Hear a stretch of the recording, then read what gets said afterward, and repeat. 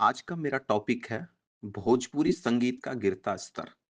आजकल जहां भी देख रहे भोजपुरी संगीत काफी चर्चा बटोर रहा, खासकर गाने के उल्टे पुल्टे शब्द, कुछ स्टेज का फूहड़ डांस, तो कुछ कलाकारों की अनियंत्रित व्यवहार।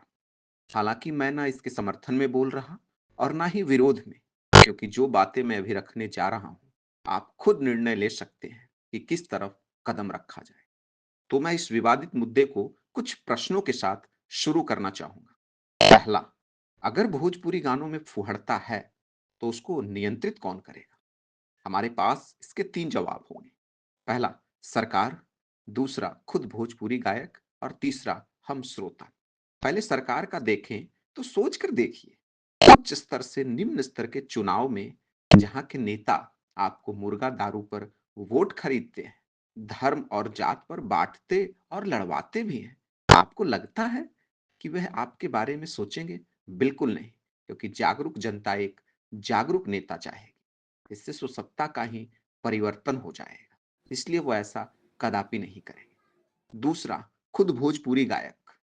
अच्छा, मुझे यह बताइए, जब बीपीएससी के छात्र सड़क पर भूखे प्यासे मर रहे, किसान आत्महत्या कर रहा और बेरोजगारी एक कोढ़ बनते जा रही है, ऐसे समय में नाम, शोहरत, दौलत और भी बहुत कुछ सारा मजा मिल रहा है, तो कोई पागल होगा जो उसे छोड़ेगा?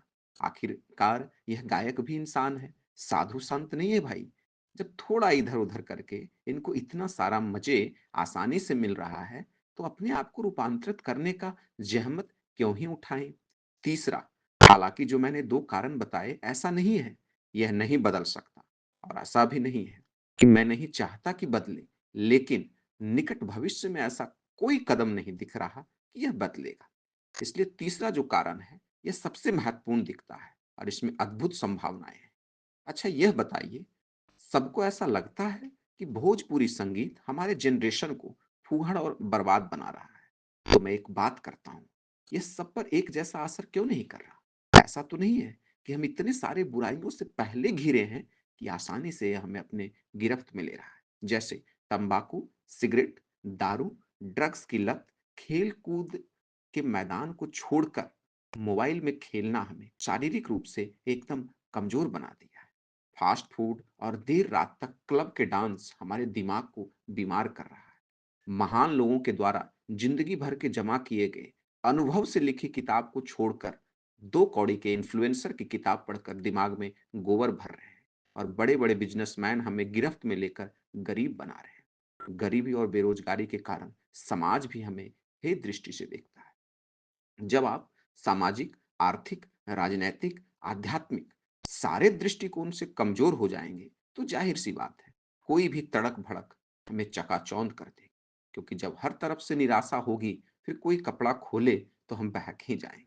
आज भी भोजपुरी की गंदगी उन्हें ही सता रही जो कमजोर पड़े हैं, नहीं तो कर्मठ को कहाँ इतनी फुर्सत है? अब बताइए, ठीक है, गाने बन रहे हैं, आपको लगता है कि थोड़ा एंजॉय करें, कर लीजिए, लेकिन आप किसी को आदर्श मान रहे हैं, अपने जात भाई का बना ले रहे हैं और फिर कहते हैं फुहड़ता है, यह तो गलत बात है। और कुछ लोग तो खिसियानी बिल्ली की तरह है कि साला दो कौड़ी का गायक देखो कितना मजा लूट रहा है, तो बस इसका विरोध कर रहे हैं।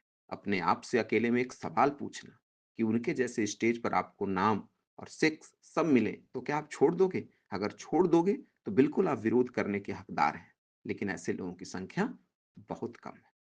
अभी मैं पढ़ रहा था, शेखपुरा का एक लड़का है, बिहार का ही एक जिला है, जिसने 3 डूबते हुए लड़कियों को बचाया। कितने लोगों ने देखा उसे बताइए? लेकिन एक मिसारी लाल यादव का बेटा ब्लॉग बनाएगा, आप बोलेंगे वाह क्या बात है। अब बताएं, क्या सचमुच आप अच्छाई के करीब और गंदगी से अपने को दूर रख पा रहे हैं? इसलिए मैं बोलता हूं कि विरोध से खतरा है, कहीं भोजपुरी की मिठास न दब जाए, कड़वाहट के